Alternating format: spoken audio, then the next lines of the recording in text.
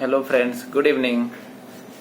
जैसा कि आप सभी लोग जानते हैं, मैं बात कर रहा हूँ भारत की इकोनॉमिक्स एंड पॉलिटी, जैसे अर्थव्यवस्था एवं राज्य व्यवस्था बोलते हैं।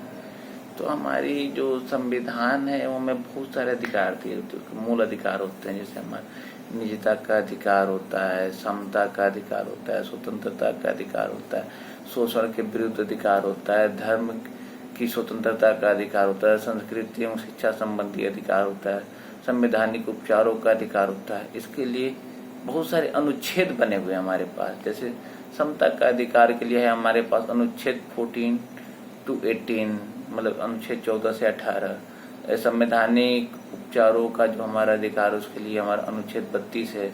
स्वतंत्रता का अधिकार जो है हमारा अनुच्छेद 19 से 22 है। शोषण के विरुद्ध अधिकार जो है हमारे संविधान में अनुच्छेद 23 से 24 है। धर्म के स्वतंत्रता का अधिकार जो हमारा अनुच्छेद 25 से 28 है। जो हमारा निजता का अधिकार है वो हमारा 24 अगस्त 2017 को सर्वोच्च न्यायालय के 9 जो सदस्यीय संविधान पीठ ने निजता का अधिकार मामले पर निर्णय देते हुए इसे मौलिक अधिकार माना है। निर्णय के अनुसार जो है निजता का जो अधिकार है अनुच्छेद 21 के प्रदत्त जीवन एवं दैहिक स्वतंत्रता के अधिकार का एक हिस्सा है। निजता का अधिकार भारतीय जो संविधान है के भाग 3 के अंतर्गत निहित विभिन्न मूलभूत स्वतंत्रताओं के अंतर्गत स्वतः संरक्षित है। तो इसमें एक जो है पृथक्करणीय सिद्धांत, जैसे डॉक्ट्राइन सेवरेबिलिटी बोलता है। यदि किसी अधिनियम एक्ट का, अधिनियम जिसे आप इंग्लिश में एक्ट बोल सकते हैं, कोई भाग मूल अधिकारों से असंगत होने के कारण असंवैधानिक अनकॉन्स्टिट्यूशनल सिद्ध होता है, तो उस पूरे अधिनियम को शून्य घोषित किया जाता है या उसके केवल उसी भाग को जो मूल अधिकारों से असंगत है। इस प्रश्न के समाधान के लिए जो हमारा डॉक्ट्रिन ऑफ सेवरेबिलिटी का जो विकास हुआ वो हमारे इसी प्रश्न के समाधान के लिए। हमारा जो अनुच्छेद 12 जो होता है वो हमारे राज्य की परिभाषा देता है। इसमें 3 पार्ट आते हैं: भारत सरकार एवं संसद, प्रत्येक राज्य सरकार एवं विधानमंडल, भारत के राज्य क्षेत्र के अंदर अथवा भारत सरकार के नियंत्रण के अंतर्गत सभी स्थानीय एवं प्राधिकारी।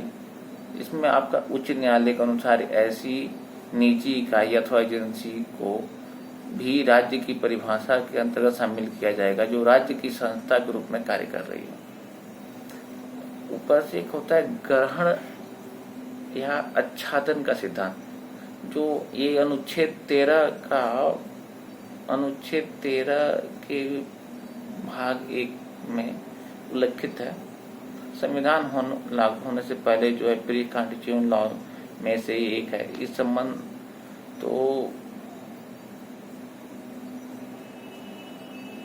अनुच्छेद 13 है, मूल अधिकारों के जो है 13 का असंगत तथा उनका अल्पीकरण करने वाली विधियां। संविधान जो है ना अपना एक लागू होने के पहले भारत के जो राज्य क्षेत्र में लागू किसी संवैधानिक विधि मूल अधिकार जो थे उनके मध्य में कोई टकराव न उत्पन्न हो, आपस में लड़ाई ना हो, जैसे 2 संस्थाएं आपस में न लड़ जाएं। इसके लिए इस अनुच्छेद को लाया गया था, जिसमें जो मूल अधिकार होगी जो पहले से होगी वो नील हो जाएगी। मतलब जब संविधान लगेगा उस टाइम पे सबके अधिकार नील हो जाएंगे। संविधान लगने के बाद संविधान के अकॉर्डिंग सबके अधिकार डिसाइड होंगे। जैसे आप देखें, जैसे हम देश 1947 में आज़ाद हुए, ठीक, उसके बाद से 1950 में हमारा संविधान लगा। हमें ये लगता है ना कि हम देखिए 1950 में हम कहाँ थे, 1947 में ही हम कहाँ थे यार। लोग बोलते हैं ना राजा महाराजा, ये कहाँ थे यार। 1947 में हमारे पास कुछ नहीं था और जवाहरलाल नेहरू के पहले कार्यकाल में IIT, IIM, ISRO, Bhabha, DRDO, सोचो कितना कुछ होने लगा। तो कहीं ना कहीं जो डेमोक्रेसी है वो तना मतलब एक राजा राजशाही से तो ज्यादा है ही फास्ट व्यवस्था है, इसको मान सकते हैं। जैसे चाहे वाजपेयी साहब रहे हों, इंदिरा गांधी जी रही हों, अपने मनमोहन सिंह रहे हों, डॉक्टर साहब, चाहे अपने प्रधानमंत्री श्री नरेंद्र मोदी जी हैं। देखिए अभी हमने आज मतलब दुनिया ने जो नहीं किया वो आज हमने करके दिखाया। जो ब्रिटेन बोलता है हमने भारत को अब एक तो खुद भेज दो चांद के साउथ पोल दक्षिणी ध्रुव पे, क्यों नहीं भेज दिए? बोलते हैं ना कि भारत को हमने सिखाया, पढ़ो। अगर इतना ही सिखाते तो आज भेज दो दक्षिणी ध्रुव पे, मान जाए, साल भर बाद ही भेज दो। हाँ चलो कोई ना। अब चाइना के चढ़ावे में देखिए रसिया ने थोड़ी सी जल्दबाजी कर दी। रसिया हमारा मित्र देश है, थोड़ी सी जल्दबाजी कर दी, इसीलिए कभी किसी के चढ़ावे से कोई काम नहीं करने का। आपका अपना एक इंडिपेंडेंट डिसीजन होना चाहिए। सुनो सबकी, करो जो सही हो, नहीं कि अपने मन की करो, जो सही हो वो करो।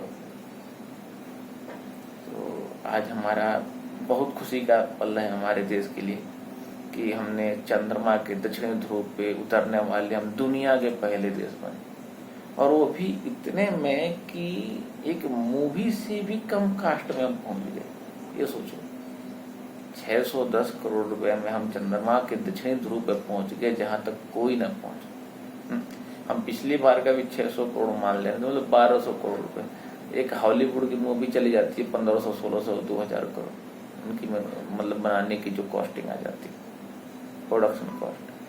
तो हमारा जो सिस्टम है, हम बस ये है कि जो हम नॉर्मल जो आम पब्लिक है, अब हम लोग को अपने आप के ऊपर काम करने की जरूरत है कि जो हमें दंगा फसाद, लड़ाई झगड़ा, धर्म, अब भाई देखो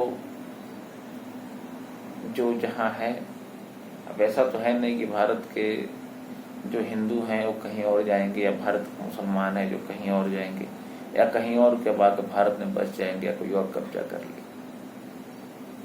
आप लड़ोगे आपका घाटा है, आप पढ़ोगे आपका फायदा है। नहीं तो आज पाकिस्तान वाले पछता रहे हैं। पाकिस्तान वालों को देखिए क्या हाल है।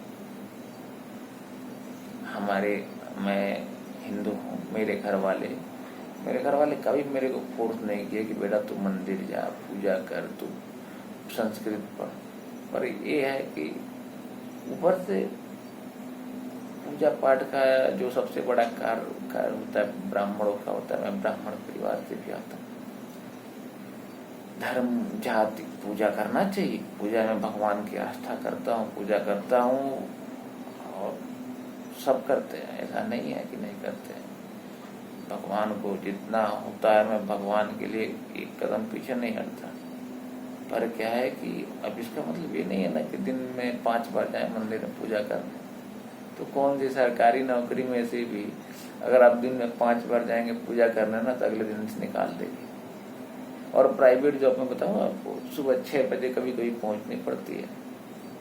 बहुत सारे गवर्नमेंट, पता चले कोई गवर्नमेंट का इंस्पेक्शन है, गवर्नमेंट का अधिकारी आपके यहाँ 9 बजे पहुंचने वाला है, आपको तैयारी करनी है, उस दिन जुम्मा है, 6 बजे ही पहुंचनी है।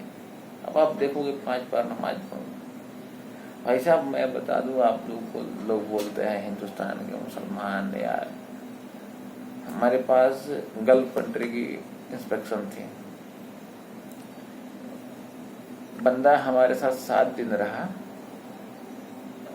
एक दिन भी नमाज नहीं, और 4 बंदे थे, वो 24/7। वो इंस्पेक्शन में क्या होता है, बेसिकली फार्मा इंडस्ट्री में वो आते हैं और जो हमारी मशीनें जो काम हो रहा कुछ करना नहीं होता है, डेली लाइफ में अपना वो वॉच करते हैं। और 1 हफ्ते तो कंटिन्यू वॉच करते रह गए, एक पल के लिए हटे नहीं। उन्हें ये लगा कि अगर हम एक बार नमाज पढ़ने जाएंगे नहीं इतने दिन में तो कांड करके बैठ जाएंगे, इंडिया ने कोई ना कोई जुगाड़ लगा के अपना काम निकाल लेंगे।